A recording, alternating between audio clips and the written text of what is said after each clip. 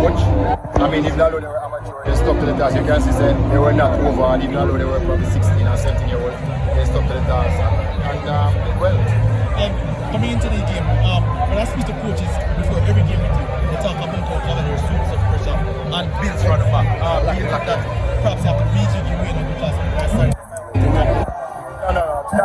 This team is not the team that I had 2 years ago. It's not the team that I had last year, which I lost 12 players on the team that we had lost last year. So what I had to do was build a style that suited our team and with a marksman like Colin, and that's what we did. Where the performance is concerned, are you pleased with the overall performance of the team? Yes and no, because I still think the way this game went, we could have pulled it off. Though I think after we scored, we got another chance.